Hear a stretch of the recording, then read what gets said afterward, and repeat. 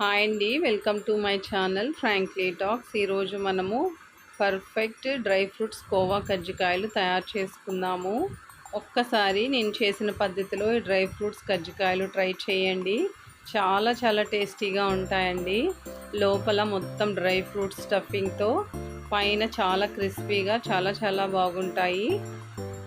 Full video ఒక్కసారి check చేయండి. క్లియర్గా నేను ఫుల్ వీడియోలో ఎక్స్ప్లెయిన్ చేశాను ఏ విధంగా తయారు చేసుకోవాలో.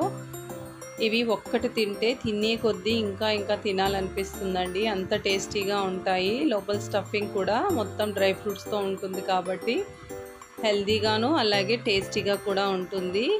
ఇక నేను చూపిస్తున్నాను కదండి, అసలు చూడండి, ఇలాగా పైన లేయరు చాలా క్రిస్పీగా, లోపల మొత్తము ఇలా డ్రై ఫ్రూట్ స్టఫింగ్తో చాలా చాలా బాగుంటుందండి. ఫుల్ వీడియో నేను కింద లింక్ ఇస్తానండి, ఒక్కసారి చెక్ చేసి ఈ డ్రై ఫ్రూట్ కజ్జికాయలను ట్రై చేయండి. ఈ వీడియో మీకు నచ్చితే సబ్స్క్రైబ్ చేసుకోండి. థ్యాంక్ యూ అండి.